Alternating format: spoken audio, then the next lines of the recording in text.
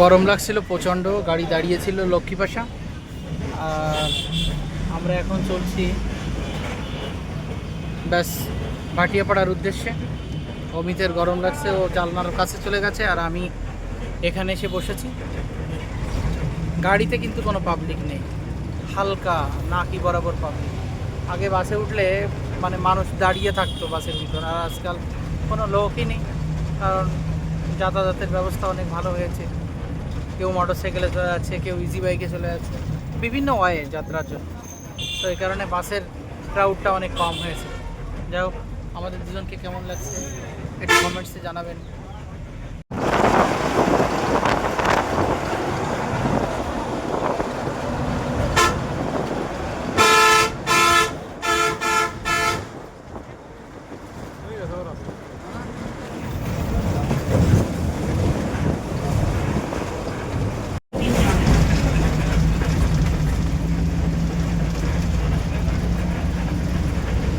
বিশ্রী একটা গন্ধ।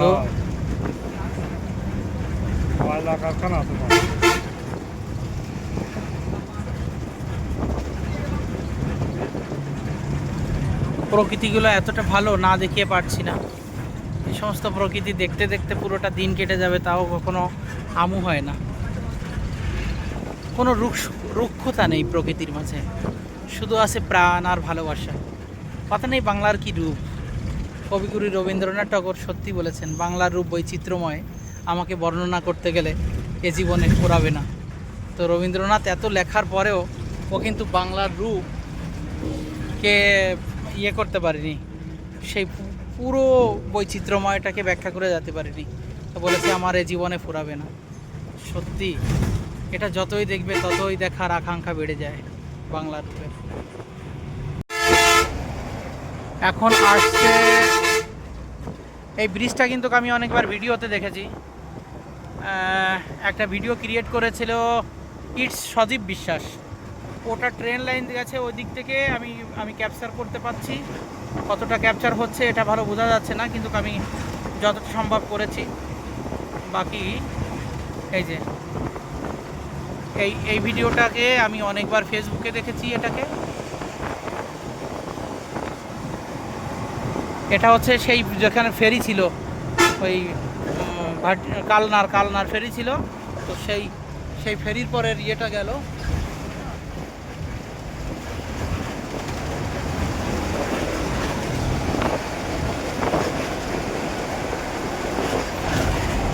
রাস্তা ভাই করেছে খুব মানে ভালো রাস্তা করেছে, একদম ইন্ডিয়ান ওয়ে।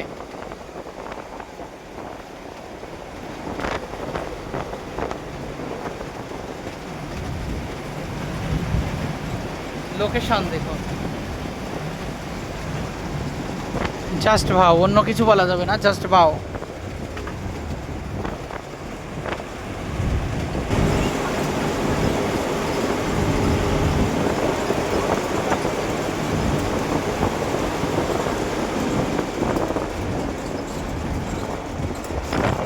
এই রাস্তাগুলো আগের তুলনায় এখন অনেকটা সুন্দর হয়েছে, অনেকটা হাই করেছে, অনেক পরিবর্তন হয়েছে, যেটা আগের তুলনায় এখন অনেক ভালো। আমাদের দিল্লি টু আগ্রা যমুনা এক্সপ্রেসের মতো করেছে এটায়।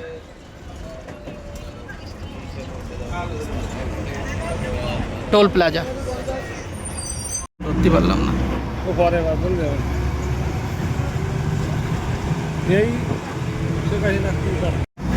রোড উঁচু না অনেক। দেখো প্রকৃতিটা, তালের সারি, তালের গাছ এবং পাট বন। রোডটা অনেক উঁচু হয়েছে, যার কারণে মানে ফসলগুলোকে অনেক ছোট ছোট বলে মনে হচ্ছে। একদম মনে হচ্ছে রাজস্থানের সেই বা উত্তরাখণ্ডের সেই আমি বড় পাহাড়ের উপর আছি। ওই যে ট্রেন লাইন দেখা যাচ্ছে কালনা নদীর উপরে, ওটা হচ্ছে ট্রেন লাইন।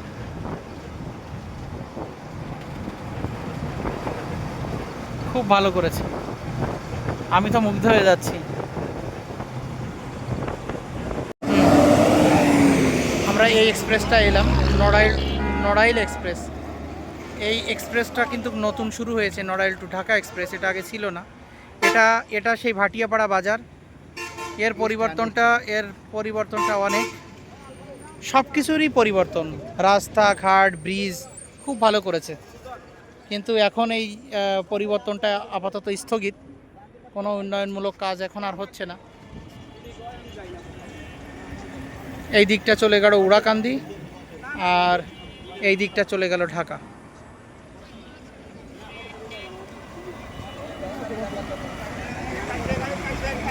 এই যে অমিত দাঁড়িয়ে আছে, আমি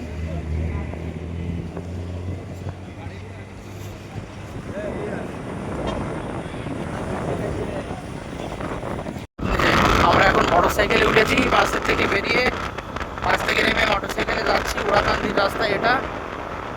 আর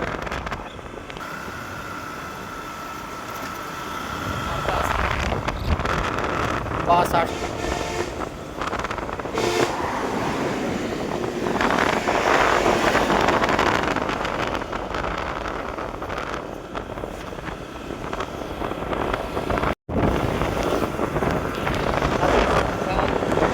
এইখান থেকে কত টাইম লাগবে উড়াকান্দি যেতে? আধা ঘন্টা? তো এই তো পাশে, বাড়ির থেকে নড়ালে আসতে যতটুকু টাইম।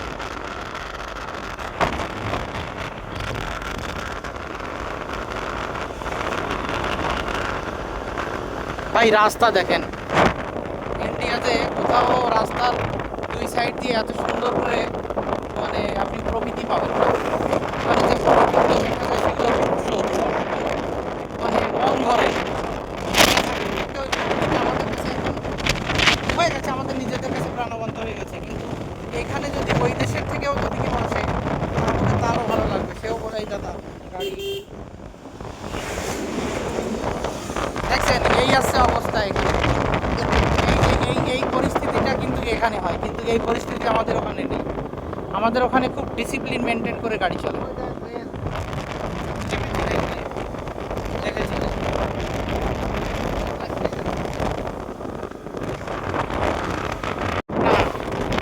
আমেরিকাতে পাইনি।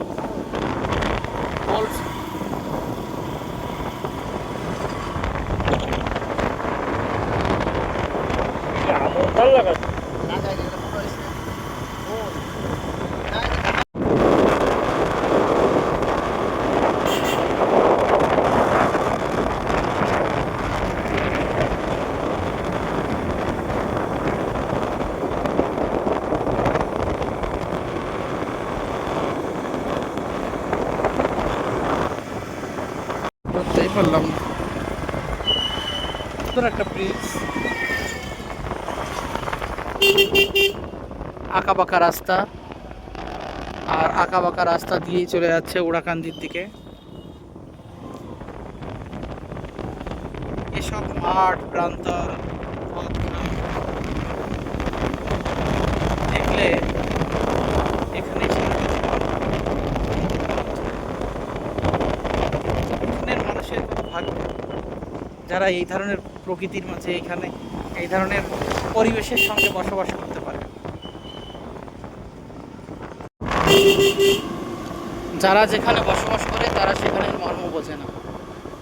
যেমন আমি অমিতকে যদি জিজ্ঞাসা করি আমাদের গ্রামটা কেমন লাগে, তাহলে ও কিন্তু সেটা বলবে না। ও সারাটা জীবনই ওই গ্রামে কাটাচ্ছে, কিন্তু ওর অনুভূতিটা সেইভাবে আসবে না।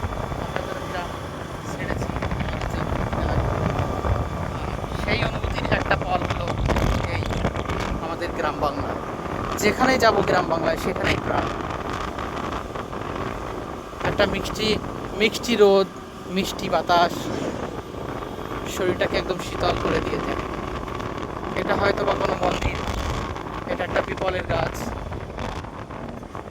আপনার যেমন রূপসা ব্রিজটা হচ্ছে 1 কিলোমিটার, তো নদীটা তো 1 কিলোমিটার না, টোটাল মিলে 1 কিলোমিটার।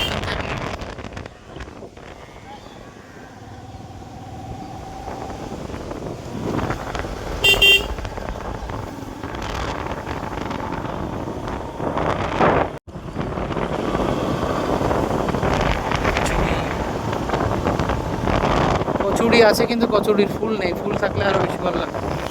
সাদা আর নীলের সংমিশ্রণ ফুলগুলো। খেলের পালা। বাহ, এই দেখো খেলের পালা। আজকাল খেলের পালা তো মোটে দেখাই যায় না। এই যে আমরা দেখতে দেখতে পৌঁছে গেলাম উড়াকান্দি। এই যে এটা গাছ, এখানে কিন্তু আমি একবার এসে দোকানপাতি দেখেছিলাম, এখান থেকে আমি শান্তিমাতার ফটো নিয়েছিলাম। এই যে উড়াকান্দি, ওই যে মন্দির, এই যে উড়াকান্দি আমি এসে গেছি, দেখছেন কত সুন্দর না। এখানে উড়াকান্দির মেলা বসে, এই যে জলটা দেখা যাচ্ছে ওই জলের ওইখানে মেলা বসে। আর এই যে সে কামনার সাগর, যেখানে স্নান করে মানুষ। এই যে দেখতে কত ভালো লাগছে। এই যে সে মন্দির, আপনি ছায়ায় দাঁড়ান।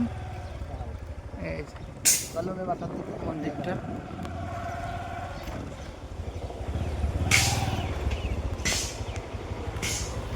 জয় শান্তি মাতা।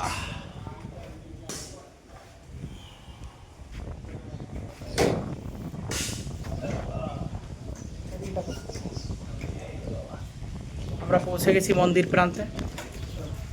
আমরা এখন স্নান করব ঘাটে, একটু ঘুরে দেখব। সুন্দর লাগছে দেখেন এই উড়াকান্দি। আসি উড়াকান্দি, আর উড়াকান্দি মন্দিরের পিছনের পিছনের এটা ভিউ, পিছনের এটাকে পুকুর বলা হয়। এই যে কচুরিপানা, জলটা খুব ঠান্ডা। এই যে আমি অমিত এই দাদাটাকে নিয়ে এসেছি, মোটরসাইকেলে করে নিয়ে এসেছি। এই যে কদম গাছ, এটা কদমও ফুটেছে। এই যে এখানে বিভিন্ন ওয়াশরুম করে রেখেছে অনেকগুলো, কারণ যখন যজ্ঞ হয় তখন অনেক পাবলিকের ভিড় থাকে, ক্রাউডের কারণে এই ওয়াশরুমগুলো তখন কম হয়ে যায়। এই যে আমি কিন্তু পিছনের অংশ দিয়ে হাঁটছি এখন। কি আচ্ছা আচ্ছা আচ্ছা, ওই যে মন্দির দেখা যাচ্ছে, আমি মন্দিরের পিছনের অংশে দাঁড়িয়ে আছি। শীতল হাওয়া, একদম প্রাণ জোড়ানো হাওয়া।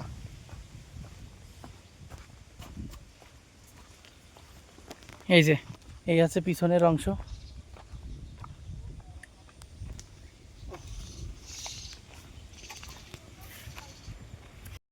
রাধাকুণ্ড আর শ্যামকুণ্ডর মতো একটা বিষয় আছে এখানে, যেমনটা বৃন্দাবনে আছে ঠিক তেমন। এটা একটা পুকুর, এটা একটা পুকুর, যেমন এটা রাধাকুণ্ড আর এটা শ্যামকুণ্ড, মানে সেটা বৃন্দাবনে গিরি গোবর্ধন পরিক্রমায় পড়ে। আর এটা তো উড়াকান্দি। এখন এই দুটো পুকুরের নাম আমি বলতে পারবো না, কারণ দুটোই একদম মাঝ বরাবর, এই কারণেই আমি ওটাকেই ব্যাখ্যা করলাম। কাঁঠাল, কাঁঠাল ধরেছে দেখো, অনেক কাঁঠাল। শ্রী শ্রী শ্রীপতি প্রসন্ন ঠাকুর ও শ্রীমতী মঞ্জুলিকা দেবী ঠাকুরানী স্মৃতি ঘটিলা। এটা কিন্তু কুড়িয়া ভাষা লিখেছে, ঘটিলা না। আপনি চলেন, বাড়ির ভিতর যে কোনো লাভ নেই, বাড়িতে আছে সব পার্সোনাল। বিপিন কোমল ঘাট, এটা এই ঠাকুর তো এই জায়গার উপজেলা চেয়ারম্যান হিসেবে তিনবার ঠাকুর এনি এই ঠাকুর বাড়িতে আমাকে উপজেলা চেয়ারম্যান হয়েছে না। এই যে ঠাকুর বাড়ির ভিতরের অংশটা,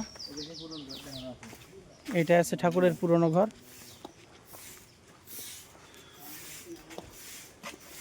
ঘরের ভিতর সাফাই চলছে, মতুয়া মহাসংঘ, একটা মন্দির। এই যে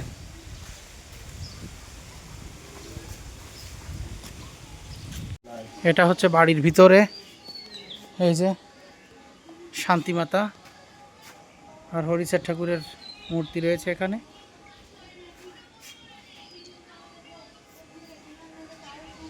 এই যে ভিতরটা, এই একটা মন্দির। এটা কি মন্দির? একটা মন্দির বাড়ির ভিতরে একদম, ভগবান শ্রী শ্রী গরুচাঁদ ঠাকুরের শয়ন মন্দির এটা। আচ্ছা, এটাই গুরুচাঁদ ঠাকুরের শয়ন কক্ষ। তো মতলব গুরুচাঁদ ঠাকুর এই রুমটায় থাকতো, এই ঘরটায়।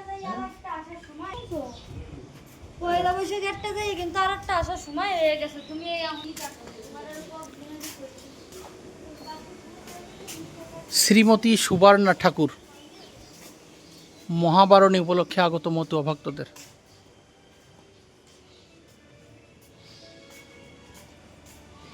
ইনি হচ্ছে শ্রীমতী সুবর্ণা ঠাকুর, নির্বাহী সভাপতি, শ্রী শ্রী হরিগুরুচাঁদ মতুয়া মিশন কেন্দ্রীয় কমিটির সভাপতি, কল্যাণ ট্রাস্ট, শ্রীধাম ওড়াকান্দি, কাশিয়ানি, গোপালগঞ্জের, তাই তো? নি আচ্ছা, হ্যাঁ দেখো সুন্দর করেছে না, আম শক্ত দিয়েছে। আচ্ছা, সেই হিজল গাছটা কত দূরে এখান থেকে? কৃষ্ণদাস মন্দির।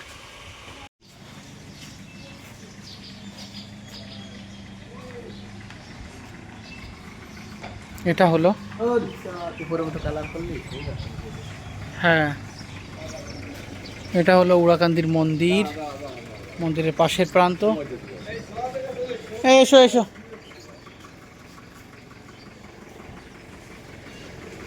এখানে বই, শঙ্খ সব কিছু পাওয়া যায়।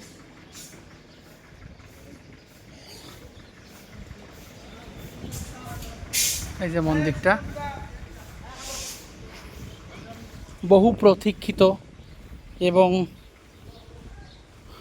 বহুতই ভক্তবৃন্দ এখানে আসেন আসেন। না, আমরা ভিতরে, মন্দিরের ভিতরে যাবো একটু পুজো করতে। এই যে এইটা অন্তে কোনোদিন আসে, দূরের থেকে করতে হয়। এই মন্দিরটা নতুন করেছে, বাকি এইটা তো প্রথম মন্দির এটা।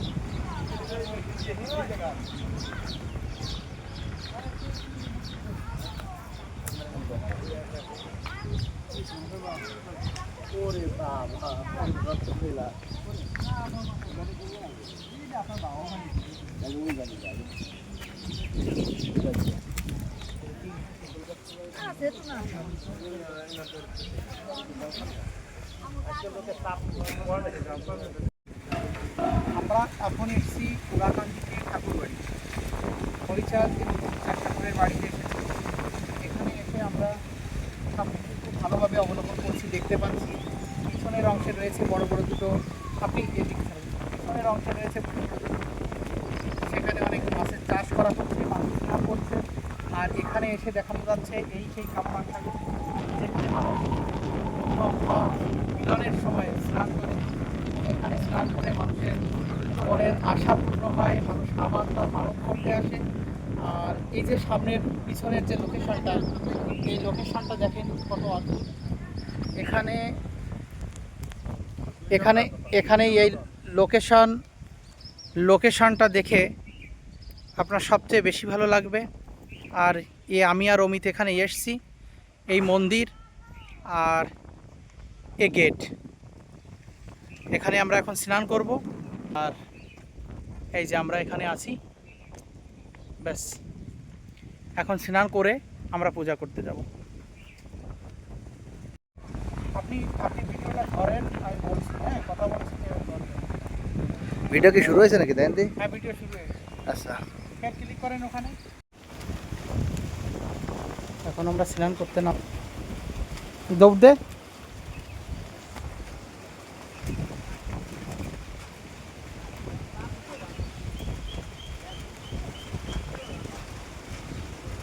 ঠিক আছে,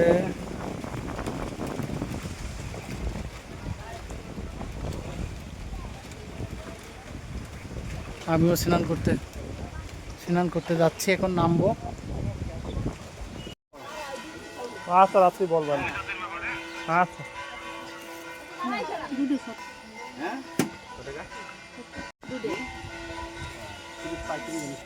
করে নিছি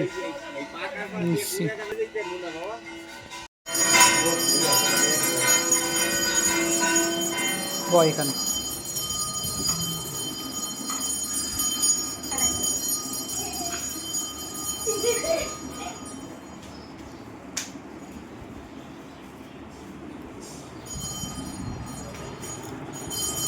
সেরে ওড়াকান্দি থেকে স্নান করে পূজা সেরে এখন আমরা বেরিয়ে পড়লাম। এখন আমরা যাচ্ছি পদ্মা সেতু দেখতে। তো ঢাকা যাব না, শুধু পদ্মা সেতুটাই দেখবো। আর এখান থেকে এক্সপ্রেস দেবো, এক্সপ্রেস নিয়ে আমরা সেতুটা দেখে ওই পারে গিয়ে নামবো এবং নেমেই আমরা ওখান থেকে আবার ব্যাক করবো। বেরোচ্ছি। ঘন কালো মেঘ আকাশে, মনে হচ্ছে উত্তরাখণ্ড দিয়ে চলছে, সেই ঋষিকেশ। উত্তরাখণ্ডে ঠিক এমনই প্রকৃতি না, বহুত বড় বড় পাহাড়, মনে হচ্ছে এখনই বর্ষা নামবে আর সঙ্গে মেঘগুলো ধাক্কা খায়। ঠিক তেমনই একটা প্রকৃতির মধ্যে দিয়ে চলছি আমি এখন। আর আমরাও খুব ব্যস্ত হয়ে গেছি, কারণ বৃষ্টি অন্য সাইডে, যার কারণে একদম ঠান্ডা হাওয়া।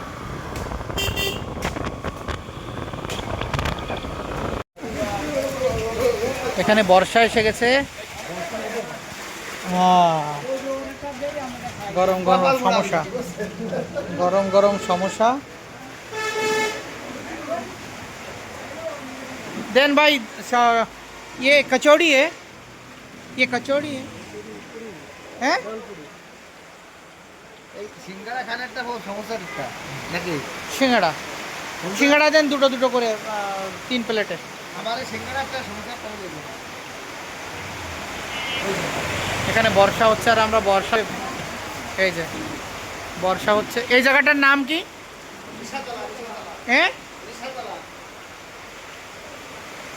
রিষাতলা। এটা আছে গোপালগঞ্জের ভিতর, রিষাতলা। তো এখানে বর্ষা হচ্ছে আর আমরা এই বর্ষায় বেঁধে গেছি এই যে কাকুর দোকানে। জন্য আরও 1.5 কিলোমিটার দূর যেতে হবে।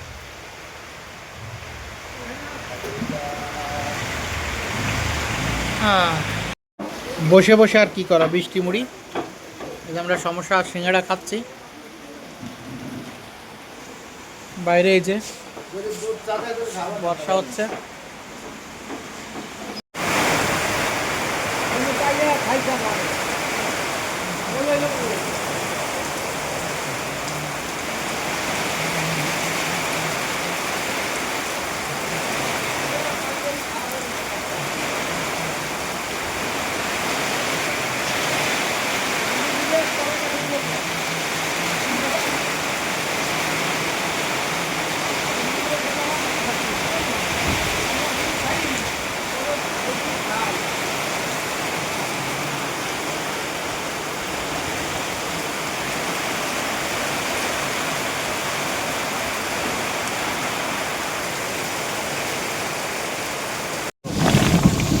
মেঘ ডাকছে গুনগুন করে। এই যে আমরা পাওয়ার বাইকে উঠে গেছি বর্ষার ভিতরে। কি করে আমাদের আর ঢাকা পদ্মা সেতু দেখতে যাওয়া হলো না, আমাদের ব্যাক করতে হবে এখন নড়াইলে। বাসে উঠে পড়েছি, প্রচণ্ড বর্ষা বাইরে, বাইরে প্রচণ্ড বর্ষা, সীসা খোলা যাচ্ছে না। প্লাস আমরা দুজন এই যে বাসের একদম পিছনে সিট নিয়েছি, কারণ সমস্ত সিট বুক আছে। আর এই মুহূর্তে আমরা পদ্মা সেতু দেখতে যেতে পারলাম না, আমাদের ব্যাক করতে হলো নড়াইলে। আমরা এখন দুজনে বাড়ির দিকে যাচ্ছি, বাসে উঠে পড়েছি। বর্ষা হয়েছে, চারিদিকে একদম জল জমে গেছে। অমিত দাঁড়িয়ে আছে, আমাদের গাড়ির প্যাসেঞ্জার লোক সব দাঁড়িয়ে আছে। সুন্দর লাগছে না প্রকৃতিটা, বাংলার রূপটা। আর আমি এই যে বসে দেখছি, বাইরে গেছিলাম কিন্তু চলে এসেছি। দুপাকলার মোড়, এখানে আমরা নামলাম। এখন আমরা বাড়ি যাব। নড়াইলে কাজ ছিল, বর্ষার কারণে সেটাও যেতে পারলাম না, চারিদিকে অন্ধকার।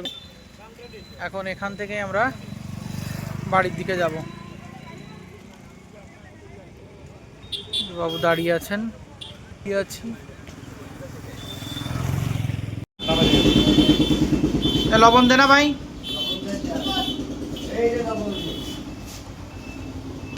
ভাই সারাদিন পরে এই আমরা এতটা গরম, মানে সরি ঠান্ডা ছিল, প্রকৃতিটা ভালো ছিল, কিন্তু খাওয়ার টাইম পাইনি, তাই আর কি। এটা কি কিসের ডাল? এটা মসুর ডাল না, খালি সমস্যা নেই, এগুলো পয়সা নেই।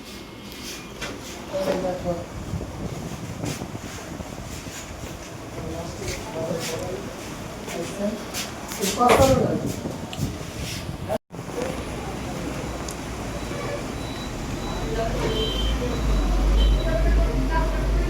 চিকেন ডাল সিম আর আলু মিশ্রণের একটা ভাজি, এটা মুসুরির ডাল হোটেলের খিদনাটা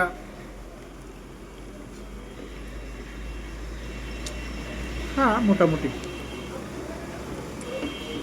মোটামুটি মাংস তো না আলুর তরকারি মনে হয়। খিদে পেটে যেটা বলা হয়।